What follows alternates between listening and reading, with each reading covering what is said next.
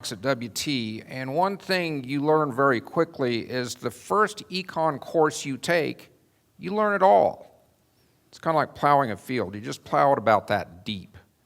And each time you take an additional class, you plow it deeper. So most of you know the story of Ruth in the Bible. What I want to do this morning is plow a little deeper. That's one goal. The other goal is to show the wonderful story of salvation. So the first part of this is going to be a little messy. I'm just trying to fill you in on some details. So hit the next slide here. Next slide. There we go. I've got a few maps of these. Where the circle is where this takes place. If you'll notice, that's the crossroads of the world of both the Silk Road and the Frankincense Road. I'm going to kind of, so next slide. So we come in a little deeper. Frankincense was grown around here. And you go, so what's important about frankincense? Well, the pagan religions, they burned children. They sacrificed children. Well, when you burn something alive, it turns into something that stinks bad. The Romans also burned their dead. So you put frankincense with the funeral fires and make it smell better. Also, they didn't have flush toilets and good disposal systems. Martha and I did a bike trip to South China in the late 90s. You could smell the villages before you got to them. So things that smelled nice were good. So there was this massive frankincense trade from the Horn of Africa and southern Arabia up through there.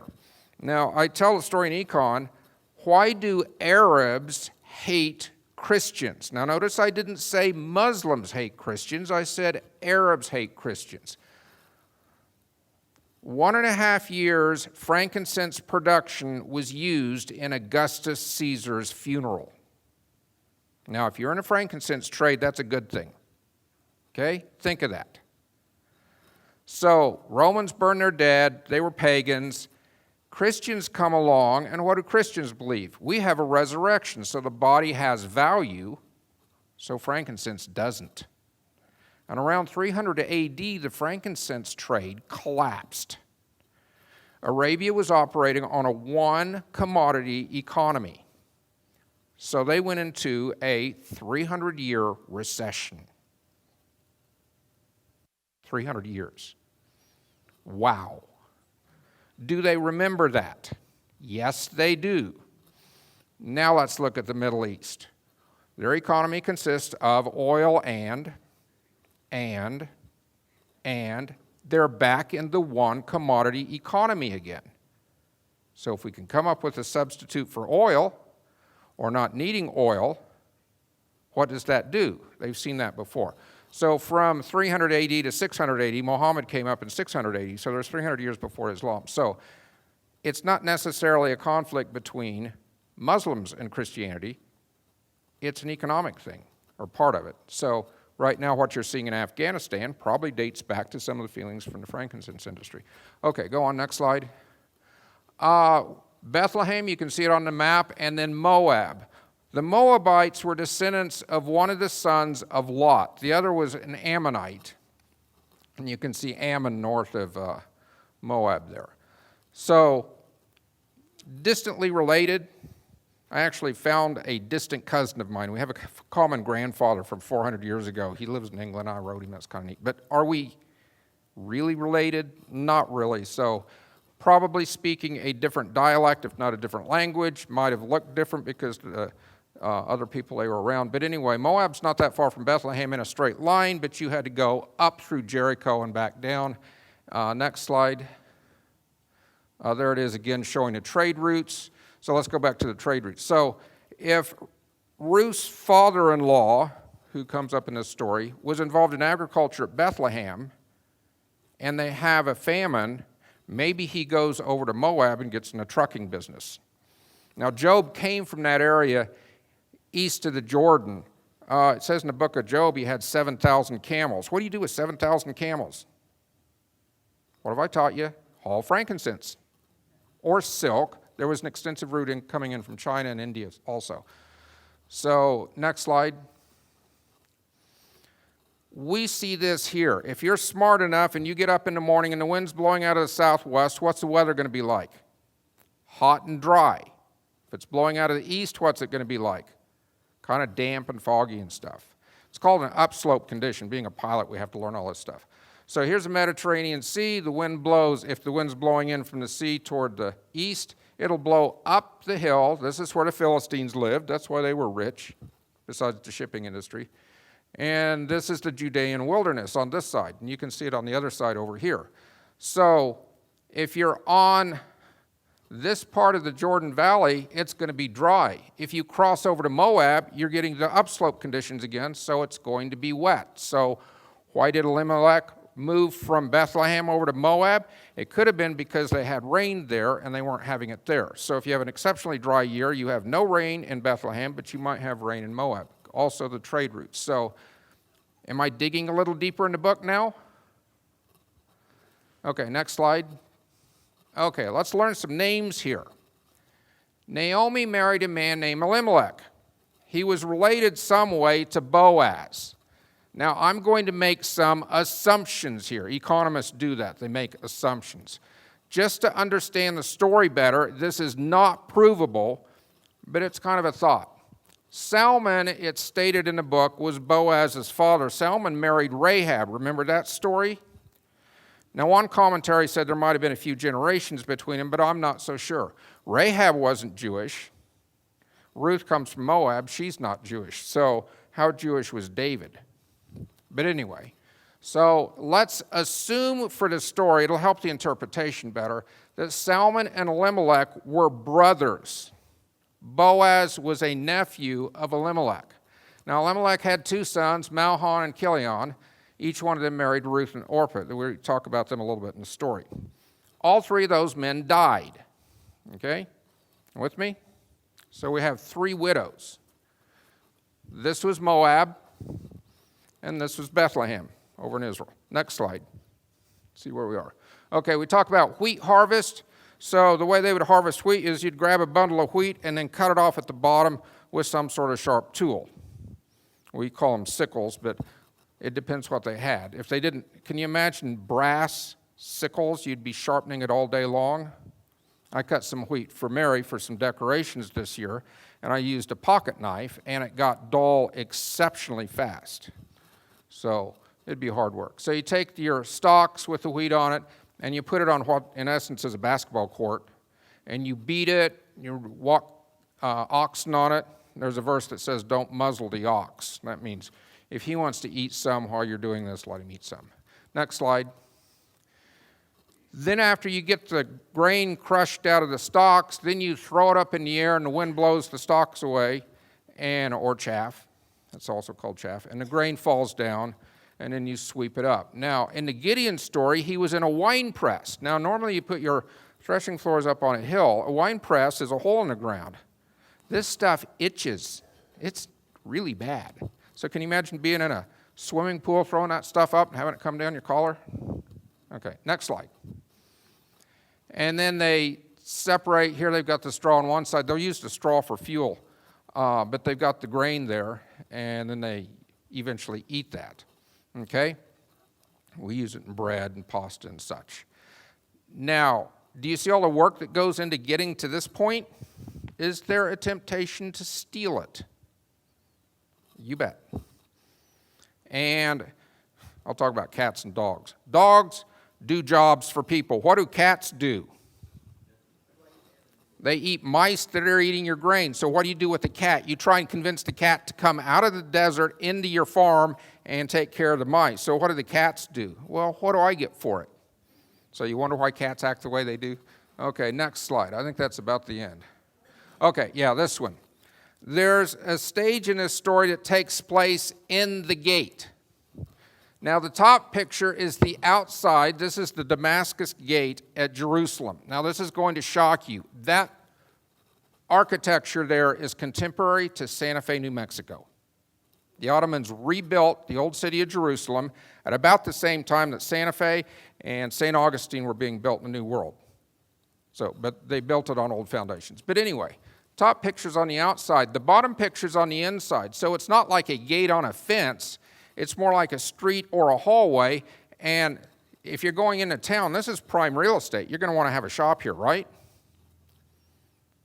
Obviously. So there's always stuff going on. Martha and I were at the Damascus Gate on a Friday. That's the Muslim worship day. And in the morning, we were there about, 2, 3 o'clock in the afternoon. In the morning at the sermons in the mosque, they were all riling up the Palestinians. Something happened where 2 Jewish Israeli soldiers were chasing a couple Palestinian teenagers. Right in here is more of an open area now. And one of the Israeli soldiers slipped. The clip snapped out of his M16 and hit hard and ejected all the bullets out on the pavement. So it turned from kind of a growling situation to let's laugh at the Israeli soldier down on his hands and knees, picking up his bullets, putting them back in the clip. It was like day to night. It was kind of a fun thing to watch. So anyway, that's what the gate looked like. That's probably what the people looked like. This is a 100-year-old photo. So it was crowded, congested, things going on. Animals in and out. So that's the scene. I think this is last. Is this the last one, Dan? Yeah, that's the last one. Okay, you can turn this off now. So let me read you a few verses. Cursed is one who distorts the justice due a stranger, an orphan, a widow. Okay, this is in Deuteronomy. Another one. When you reap your harvest in your field and forget a sheaf, that's a bundle of grain with the stalk, sheaf in the field, you are not to go back and get it. It shall belong to the stranger, the orphan, and to the widow, in order that the Lord your God may bless you in all the work of your hands. So if you were a farmer and had a crop, if you dropped it, there's more regulations on this. If you dropped it, you had to leave it for the gleaners. You couldn't go back and pick it up. This was, in essence, a welfare tax. Okay? Now I'm just going through some things to catch up. Ruth is one of 2 books in the Bible named after women. So I'll tell you a joke to help you remember it. There was a preacher trying out, and he opened with this joke, and he had a dog with him. And he said, okay, when Jesus and the disciples were out in the middle of the Sea of Galilee and the wind started blowing, what was the water like? And the dog went, rough. He said, well, when Peter got up on top of the roof, on the top of the house and saw the vision, what did he see? And the dog went, roof. He says, okay, 2 books in the Bible named after women. Name the one that's the Jewish woman. And he said, Ruth. And they kicked him out of the church. And as they were walking across the parking lot, the dog looked up and said, Esther? Okay. 2 books in the Bible named about women. Ruth was not a Jew. Okay. There's 4 women in Jesus' genealogy. Ruth is one, Rahab, Tamar, and Bathsheba.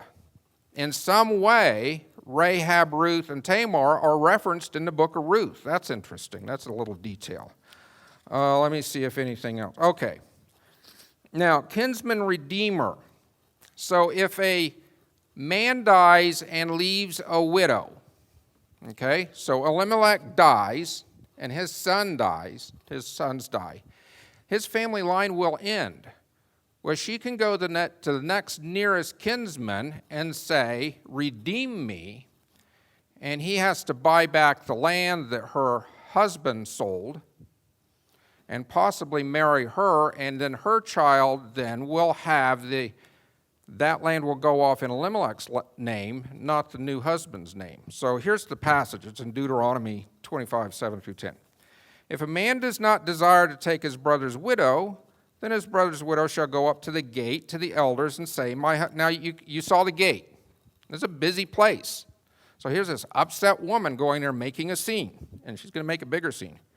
So she goes to the gate to the elders and say, my husband's brother refuses to establish a name for his brother in Israel. He's not willing to perform the duty of a husband's brother to me. Then the elders of the city shall summon him and speak to him. If he persists and says, I do not desire to take her, then his brother's widow shall come up to him in the sight of the elders. Okay, so the brother's widow, this woman goes up to this man, wants to back out on this. Go up to him, pull his sandal off his foot, spit in his face, and shall decree, this is what is done to the man who does not build up his brother's house. And in Israel, a family will be called by the name, the house of him whose sandal was removed. How's that for a legal transaction? Wrestle them to the ground, pull their sandal off, and spit in their face. Okay. Bethlehem, also called the house of bread. That's what Bethlehem means. You saw it's about 10 to 15 miles from Jerusalem.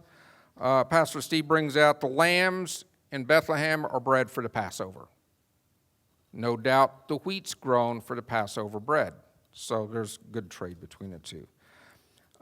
Two harvests, barley and wheat harvest.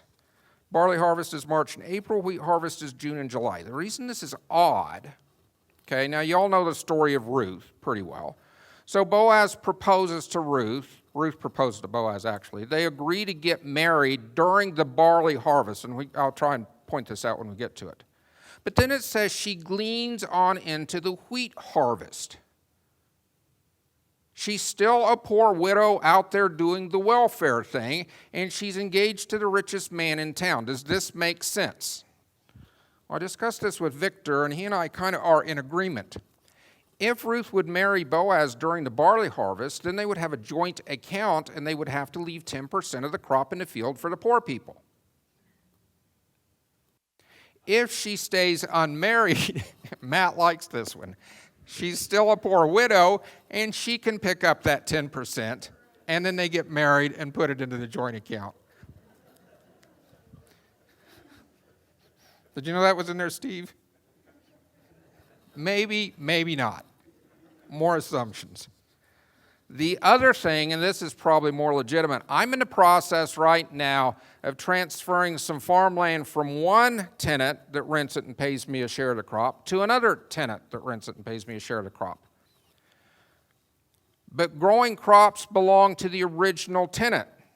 So it's divided in two pieces. So the north half of this piece of property cannot be transferred this summer because it has growing crops. And to tell you how much growing crops are, the crops haven't even been planted. He's just prepping the soil to plant it. But he has the right to that crop, so that doesn't transfer for a full year now. And I went back to the Bible, actually. The way I got this piece of land, a man called me and said, the land's for sale. I will help arrange the purchase if you let me continue to farm it.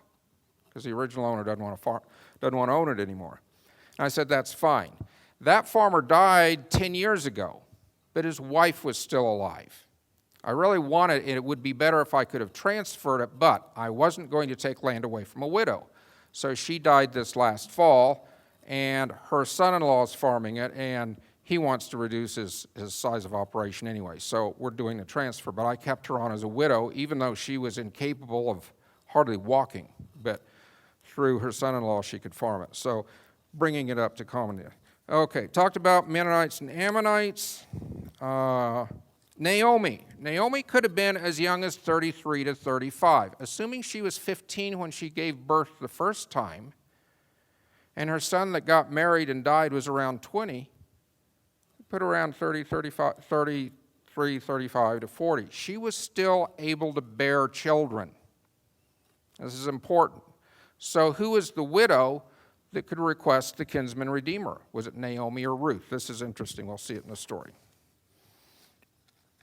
Okay. So let's get into the book of Ruth now. Has anybody learned anything new yet? Is this kind of interesting? So don't go to Arabia and make frankincense jokes, okay? So in the first chapter, I won't read the chapter, but she talks about Elimelech and Naomi get married. There's a famine in Bethlehem. They go to Moab. They have 2 sons. They're there for 10 years. And then all the men die, so Naomi decides to go back to Bethlehem. And she tells the 2 daughters-in-law to stay. They're both Moabites. Now remember, the Moabites are pagans, and they sacrifice children. I did not find this in any of the reference books, but I was thinking, is it possible that Ruth had a baby and it was sacrificed? Possibly, okay? So Keep that in mind. Naomi says in here, if I were to have a husband tonight and give birth to sons, would you wait until they're old enough? Obviously not. So she says, go back to Moab and get married.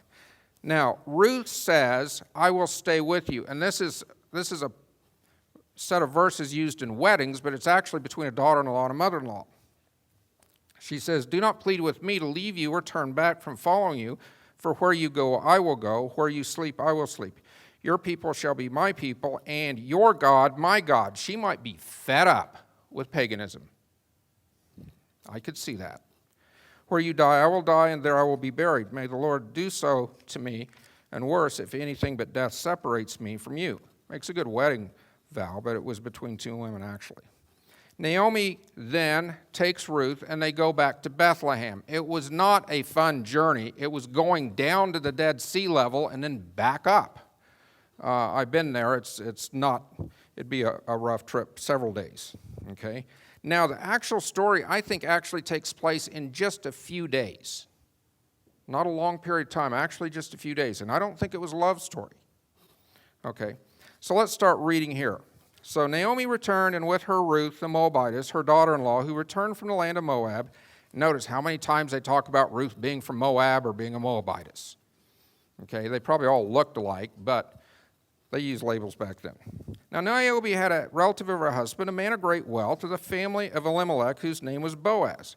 And Ruth the Moabitess said to Naomi, please let me go to the field and glean among the ears of grain, following one in whose eyes I may find favor.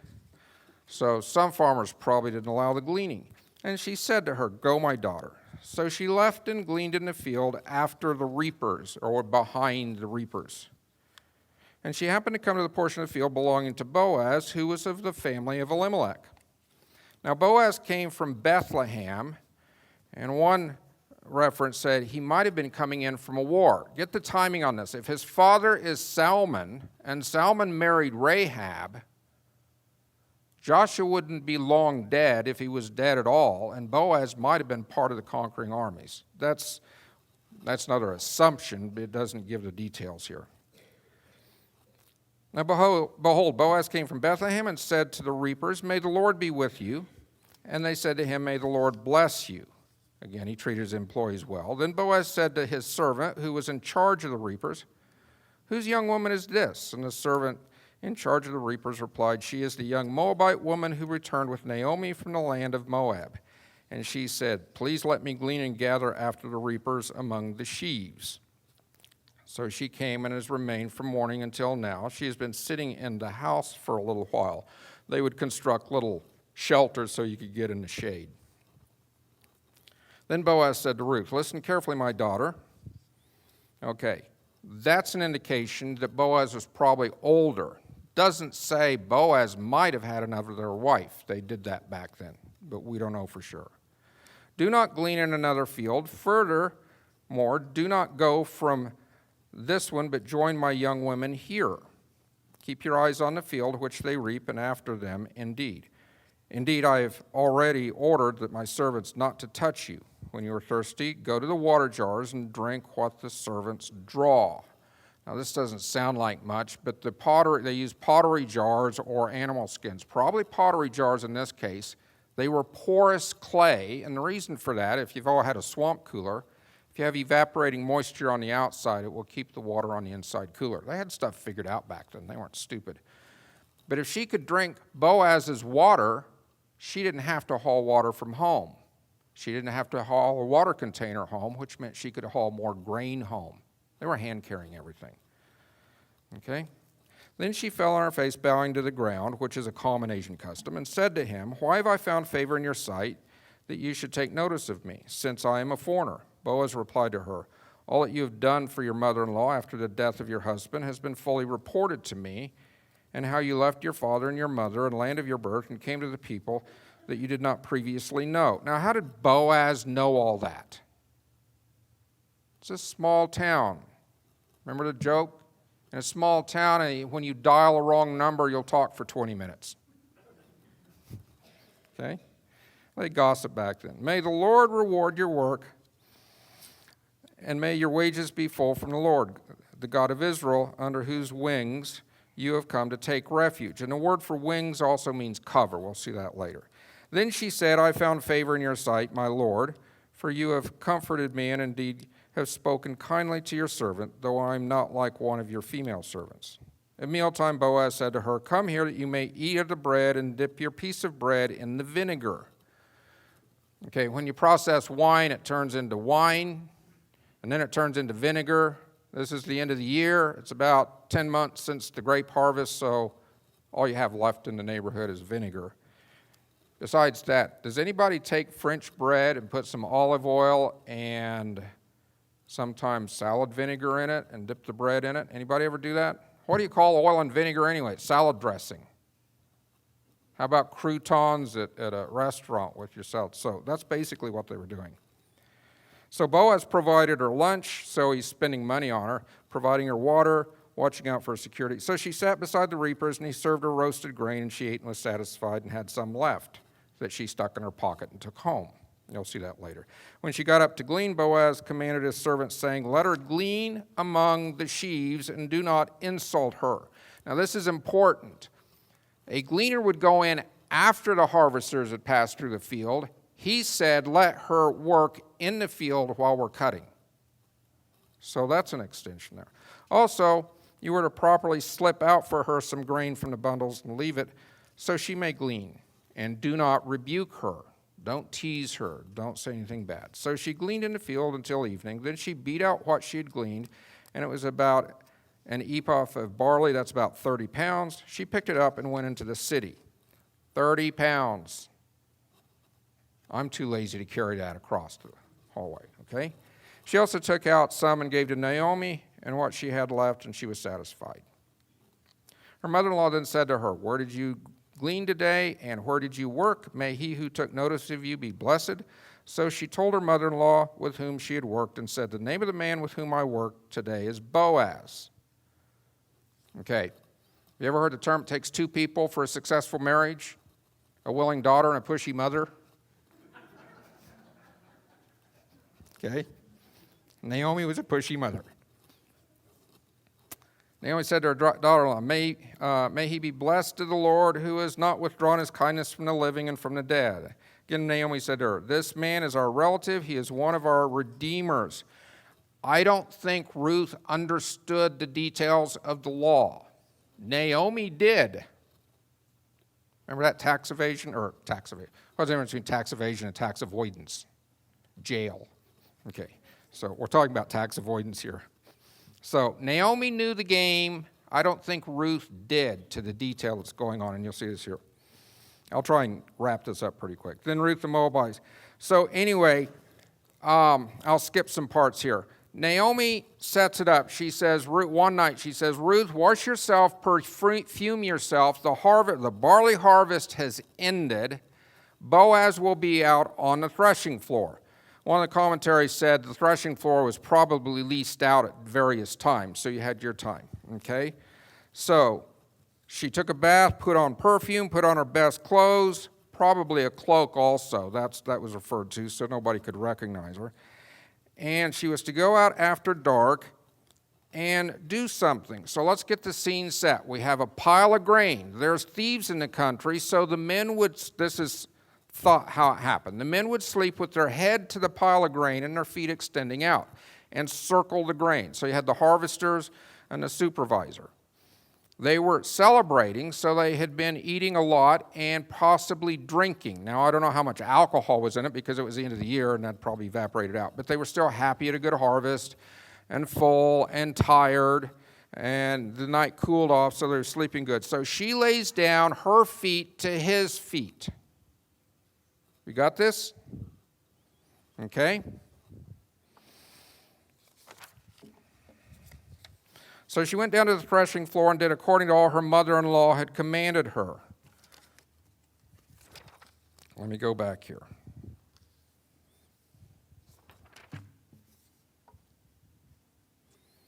Okay. So she went down to the threshing floor and did everything according. When Boaz had eaten and drunk and his heart was cheerful, he went to lie down at the end of the heap of grain, and she came secretly and uncovered his feet and lay down. They think what she did is she laid down, kind of sat down, grabbed his cloak that was keeping him warm, pulled it off of him onto her. She covered herself with his cloak, okay? Now, if you're sleeping, it's 50 degrees, and you get your covers jerked off of you, what are you going to do? Wake up. And you can imagine a bunch of men, cowboys would do this. They'd play tricks on each other. So he wakes up, okay, who's playing games? So, happened in the middle of the night that the man was startled, bent forward, and behold, a woman was lying at his feet. How did he know she was a woman? Remember, she perfumed herself? People, you could identify them in the dark by their smell in this culture, so unusual. So he said, who are you? And she answered, so it's dark. Who are you? She answered, I am Ruth, your slave. This is important. Are slaves eligible for inheritance? No. What do you call a slave wife? A concubine. The difference between a concubine and a wife, the concubine's children are not entitled to the inheritance. So she calls herself a slave, not worthy of an inheritance. Okay? So she answered, I'm Ruth, your slave. Now spread your garment over your slave, for you are a redeemer. What she is saying there is, you buy back the land my father-in-law sold, and it becomes the property of me and my children. That's what it means. I am not certain she thought she was proposing for marriage. Okay? Then he said, may you be blessed, and he goes on and says, yes, I'll do it. But there is another redeemer closer than me. And this is where I think, for an assumption, his father would be a brother to Elimelech. He's only a nephew. He says, if the other kinsman doesn't agree to do the redemption, I'll do it. Now, the redeemer has to be willing. Remember I read you before, if you're not willing, you get your sandal jerked off and the woman spits in your face. Has to be willing and able. He has to have money in his pocket. Okay? So let me read this last passage, and then we'll go into the reading. So she laid his feet until morning and got up before one person could recognize another. Still dark, and he said, do not let it be known that a woman came to the threshing floor. He gives her grain, and she goes in to her mother-in-law. When she came to her mother-in-law, she said, how did it go, my daughter? And she told him all the man had done for her. She also said, these 6 measures of barley he gave to me. That's about 60 pounds. Okay. Then Naomi said, wait, my daughter, until you know how the matter turns out, for the man will not rest until he has settled it today. So Naomi tells, in essence, Ruth, lay down and take a nap, and Naomi's out the door. She's headed to the gate because she knows the show's going to happen. So Boaz sits there, waits for the other redeemer to come, and says, Ruth said she wants redemption. So you want to buy Naomi's land? And he says, sure. And then Boaz pops the good one. Well, with the land comes Ruth. You've got to marry her. And the Kinsmen Redeemer says, I can't do that.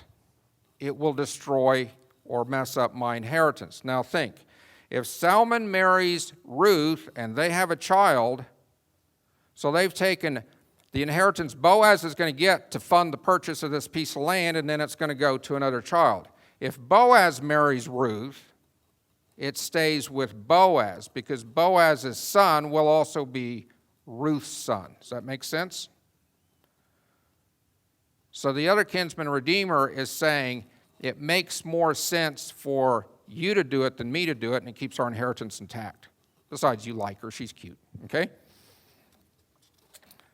So it goes on. So Boaz then marries Ruth, and we have the descendants going to David and ultimately to Jesus. The point I want to make, though, is Ruth, with the concept of grace. Grace is you get something you don't deserve. Okay, so Ruth gets an inheritance, and her son gets an inheritance that normally a slave wouldn't receive. That's grace. Mercy is you don't get something you deserve. You've done something worthy of punishment, and you don't get punished. So this is an illustration of grace. So we go back to the passage here, Hebrews, and then I'll end up with Romans. See if this doesn't fit this story perfectly. Blessed be the God of our Father, our Lord Jesus Christ. He is our kinsman redeemer. Is he willing and able to forgive us our sins and give us eternal life? Yes. Okay, who according to his great mercy has caused us to be born again to a living hope through the resurrection of Jesus Christ, that's his ability to do it, from the dead, to what? Obtain an inheritance. So the inheritance exists. That inheritance existed for Ruth, but what did she have to do? She had to ask for it. That's all. That's like we are. We believe in Jesus and trust in him, and we have this great inheritance of eternal life. So I'll finish this passage. To obtain an inheritance which is imperishable, undefiled, and will not fade away, reserved in heaven for you, who are protected by the power of God through faith for a salvation that will be revealed at the last time. Okay? Now I'll close with Romans chapter 4, and this is in reference to an actual verse in Psalms. But to the one who does not work, but believes in him who justifies the ungodly, his faith is credited as righteousness, just as David also speaks of the blessing of the person to whom God credits righteousness apart from his works. What did Ruth do to earn that inheritance? Nothing. She claimed it. Okay, so here's the verse. Blessed are those whose lawless deeds have been forgiven and whose sins have been covered. Do you see the symbolism of the covering? So the book of Ruth is one of the best salvation books I know of in the Bible, in the Old Testament. So I praise God that we have an inheritance from Jesus, and if you want that inheritance, you put your trust in Jesus, that he will be your Redeemer. Let's pray.